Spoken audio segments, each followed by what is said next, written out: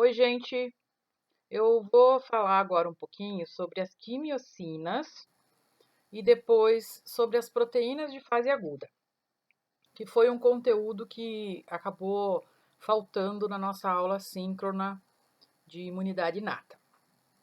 Bom, quimiotaxia vocês já sabem o que é, né? Que é o movimento dirigido dos leucócitos para um foco inflamatório contra um gradiente de quimiocinas.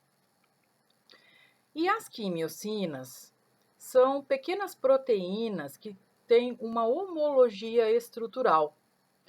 Então, nessa imagem, a gente vê qual é a estrutura que é conservada em todas as quimiocinas. São 3 folhas pregueadas beta, que está representado pelas setas em roxo, e 2 alfas hélices, representadas pelos cilindros azuis. Então, toda molécula quimiocina, né, dessa família das quimiocinas, tem essa homologia estrutural, a conservação desse tipo de estrutura quaternária dessas proteínas, tá certo? As quimiocinas, elas podem ser produzidas por diferentes tipos de células de leucócitos, né? Algumas serão constitutivas, outras são induzidas pela inflamação, tá certo? E uma vez liberadas, elas vão se ligar a receptores que estejam presentes na membrana dos leucócitos. Diferentes tipos de receptores que são atraídos por diferentes tipos de quimiocinas. Porém, esses receptores todos de quimiocinas também têm homologia estrutural. Eles são aquele tipo de receptor de 7 voltas transmembrana, como a que está na imagem aqui à direita. Tá? Então, é uma longa cadeia proteica que transpassa a membrana plasmática por 7 vezes e que aqui, no lado citosólico, é acoplada à proteína G, que transforma ATP em ADP. Então, isso significa que o movimento dirigido dos leucócitos é um movimento ativo, que requer a queima de energia. As quimiocinas são divididas em famílias, conforme a disposição de 2 resíduos de cisteína na região aminoterminal dessas moléculas. Então, se os 2 resíduos de cisteína estiverem separados por um outro aminoácido qualquer, a gente diz que essa quimiocina é da família CXC. O X representa o outro aminoácido e os 2 Cs são os 2 resíduos de cisteína. Nessa tabela, vocês podem visualizar alguns exemplos de quimiocinas dessa família. CXCL8, que é uma das primeiras, né, das mais conhecidas, que é bastante inflamatória, que recebe o nome também de IL-8, mas como interleucina 8 é uma nomenclatura mais destinada às citocinas, então considera-se, né, que é um nome inadequado atualmente para chamar essa quimiocina. Então, o nome mais adequado para ela é o CXCL8. E tem os outros exemplos todos, né? Vocês veem que alguns deles têm também os seus sinônimos, como a CXCL10, que é mais conhecida como IP10, e assim sucessivamente. Vejam que cada quimiocina aqui listada nessa tabela se atrai células que expressem os receptores que constam, né, em cada linha dessa tabela. Então, por exemplo, a IL-8 ou CXCL8, ela vai atrair que tipo de células? Células que expressem CXCR1, CXCR2, que são os 2 receptores que ligam a quimiocina CXCL8. Quais são as células que expressam esse receptor? Principalmente neutrófilos, mas também células T virgens, tá certo? Então vejam uma diferença sutil na nomenclatura. Quando a nomenclatura se trata dos receptores para a quimiocina, sempre tem a letra R no meio. Ó, CXCR1, CXCR2, CXCR3, CXCR4, isso são receptores, portanto, estão na membrana dos leucócitos. As quimiocinas não têm a letra R, tá? Então, isso Esse entendimento ajuda a compreender do que se trata quando você está lendo um texto de imunologia e uma sigla dessas aparece. Se tem R, é receptor. Se não tem R, é quimiocina. Da mesma forma, nessa continuação da tabela, a gente vê as quimiocinas que são da família CC. Família CC são aquelas quimiocinas que têm os dois resíduos de cisteína lado a lado, né? Então, CCl3, CCl4 e etc. Vejam que essas quimiocinas também têm os seus sinônimos, né? Então, por exemplo, essa CCl2, ela é conhecida como MCP1, a CCl5 é conhecida como RANTES, e assim vai. Da mesma forma, né, essas quimiocinas atraem células que têm os respectivos receptores aqui colocados na tabela, que estão expressos nas células aqui indicadas. E, como na biologia tudo tem exceção, né? Então, a gente tem também quimiocina que tem um único resíduo de cisteína e tem quimiocina em que os resíduos de cisteína estão separados por 3 aminoácidos diferentes. Então, seria CXXC.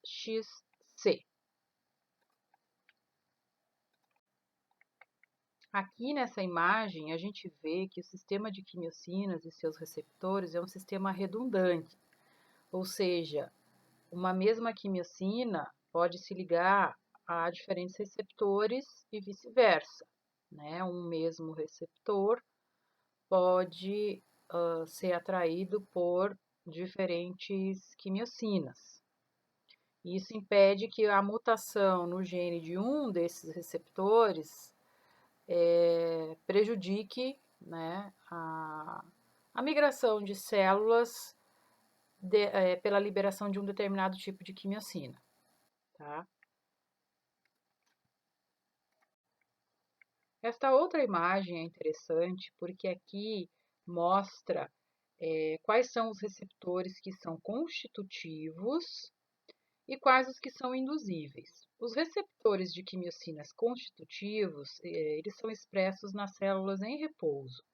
E normalmente eles estão envolvidos no tráfego basal das células, que é um termo que na imunologia a gente chama de homing, que é aquilo que garante a migração normal, que mantém a homeostasia, né? A gente vai ver, por exemplo, na aula de imunidade adquirida, que os linfócitos fazem, né, um trajeto que os leva do sangue para os órgãos linfóides secundários, dali para a linfa, depois para o sangue novamente, aí para os órgãos linfóides novamente, e assim ele faz, né? Então, o que norteia e o que guia o caminho desses linfócitos enquanto células inativas, né, células em repouso, melhor dizendo, são quimiocinas constitutivas que atraem essas células que expressam esses receptores de quimiocinas constitutivas.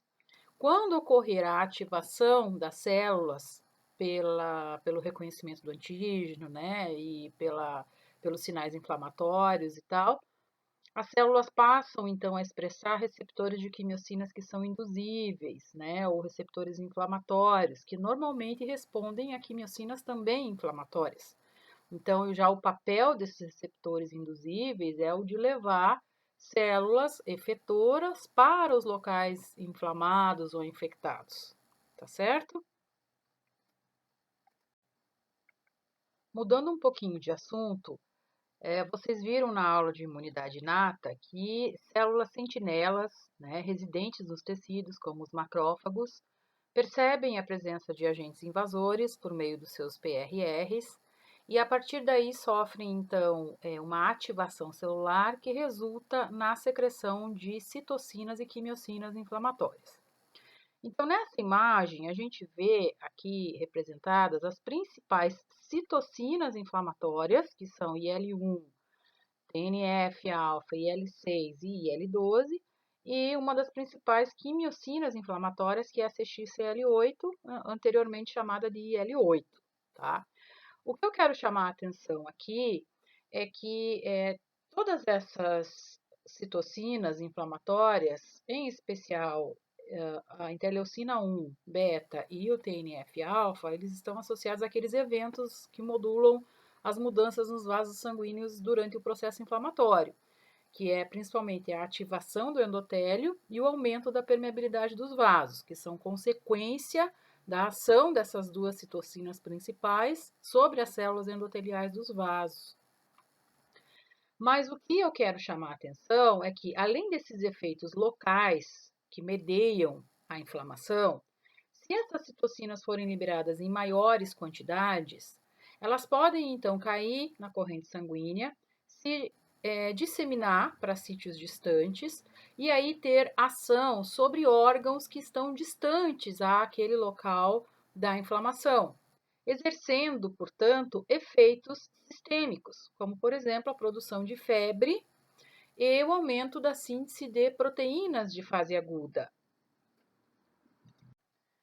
E muitas dessas citocinas inflamatórias, elas podem ter a sua ação dose dependente, ou seja, se ela estiver em baixa concentração, ela vai ter um efeito, que normalmente é mediar os eventos da inflamação local. Se ela estiver em média concentração, ela vai ter outro efeito, né, que é, por exemplo, a produção da febre e tal, a indução da mobilização de leucócitos pela medula óssea, para liberar esses leucócitos na circulação, né, repondo células que estão sendo consumidas durante a reação imunológica, durante o processo inflamatório, ou se essas citocinas estiverem em muito grandes quantidades, como pode ocorrer em infecções sistêmicas, né, ou na sepse, aí, então, essas citocinas podem ter efeitos deletérios e até mesmo efeitos letais.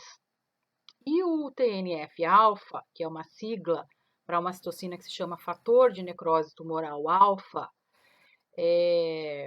inclusive recebeu esse nome, né, porque no seu experimento de caracterização foi demonstrado que essa citocina é capaz de induzir a necrose hemorrágica de tumores in vitro, então recebeu esse nome, né, é uma citocina, mas que não recebe nome de interleucina como as demais. Ela recebe um nome especial, né, TNF, que é fator de necrose tumoral.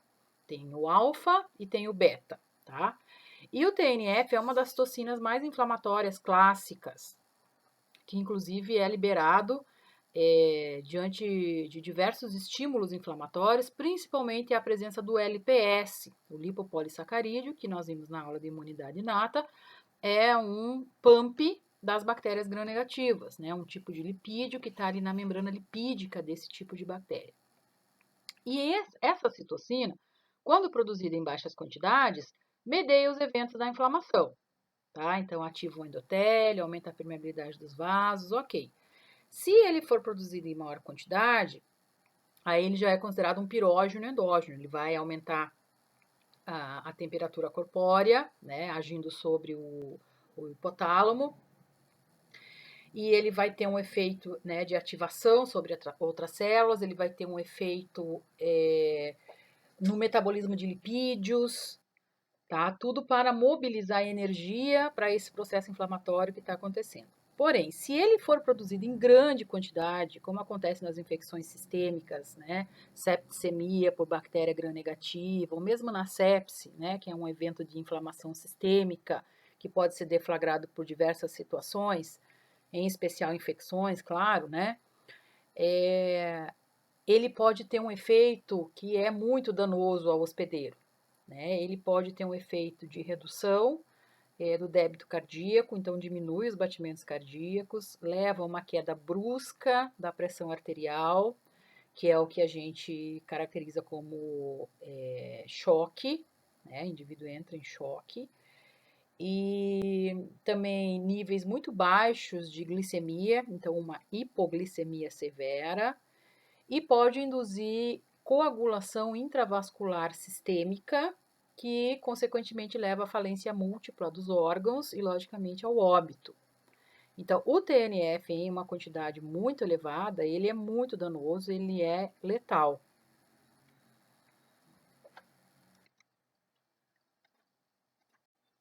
Uma outra questão que a gente vai voltar a falar lá na última aula de imunologia, né, na aula de polarização da resposta imune e a participação das citocinas na especialização da resposta, é que pode acontecer da liberação de um determinado tipo de citocina induzir a liberação de uma outra citocina. Então, a gente tem a liberação de picos, né? Então, por exemplo, você tem um pico de TNF que induz, uma hora depois, um pico de IL-1, que 2, 3 horas depois induz um pico de IL-6, todas citocinas inflamatórias. Então, uma estimula a síntese da outra, tá?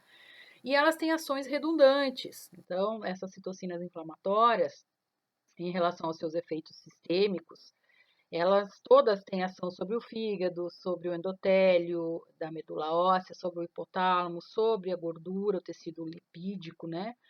Tecido gorduroso e sobre as células dendríticas. Então, no hipotálamo, né, aumenta a temperatura corpórea, no tecido gorduroso faz a mobilização, né, de energia, então aumenta o metabolismo de lipídios, podendo, inclusive, em situações crônicas, induzir um estado, né, de caquexia e de dislipidemia.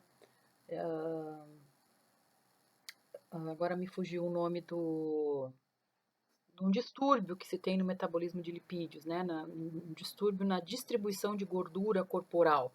Tá? Isso pode acontecer em casos de doenças crônicas e tal. Mas o que eu quero chamar a atenção aqui nessa imagem é o primeiro quadro aqui, é a ação dessas citocinas de forma sistêmica sobre o fígado. Porque quando há um evento inflamatório, por um motivo qualquer, seja uma inflamação, seja um dano mecânico, seja cirurgia, queimadura, o que for, essas citocinas vão ser produzidas e elas vão agir sobre o fígado, aumentando a síntese do que a gente chama proteínas de fase aguda.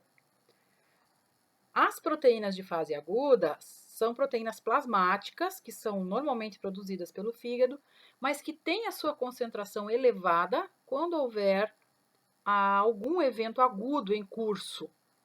Portanto, a liberação dessas citocinas inflamatórias.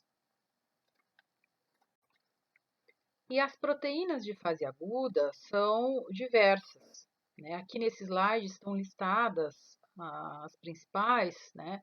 Alfa-1 antitripsina, alfa-1 glicoproteína ácida, fibrinogênio, que é uma proteína da coagulação, a proteína amiloide A e as duas principais que eu quero chamar a atenção aqui, a proteína C reativa e a proteína ou lectina ligadora de manose, porque são duas moléculas que têm ação efetora direta dentro das respostas imunes, tá?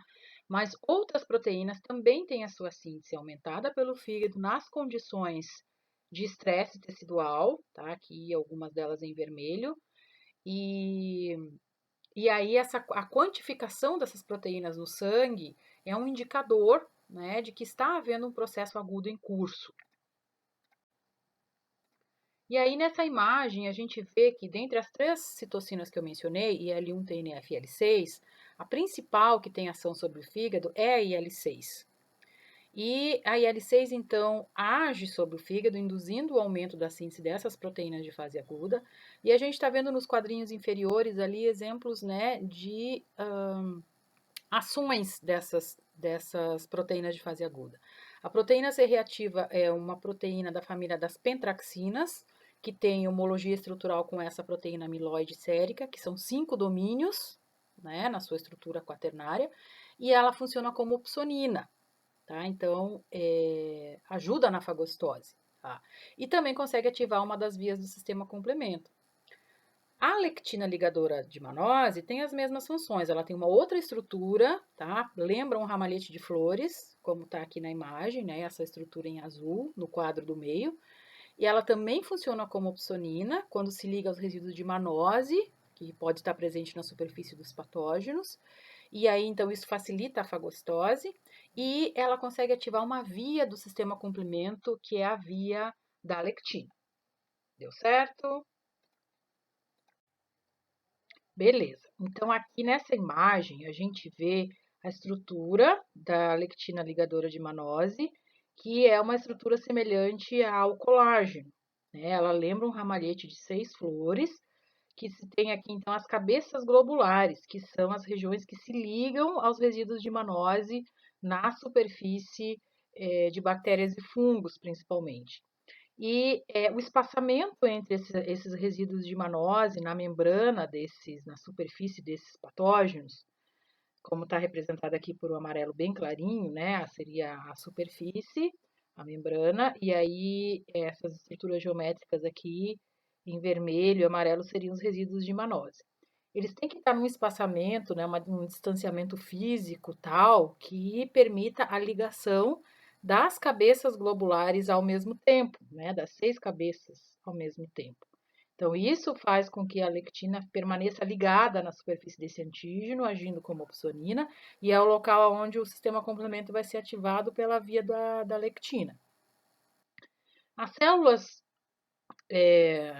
dos hospedeiros, né, também podem ter resíduos de manose, mas eles têm um espaçamento, essas células do hospedeiro têm um espaçamento na distribuição dessas moléculas na sua superfície, que é diferente do espaçamento que se vê na superfície bacteriana ou fúngica. Então, isso não permite a ligação da MBL, que é a sigla, né, para lectina ligadora de manose, não permite a ligação da MBL nas células do hospedeiro, nas células do mamífero, por exemplo, né?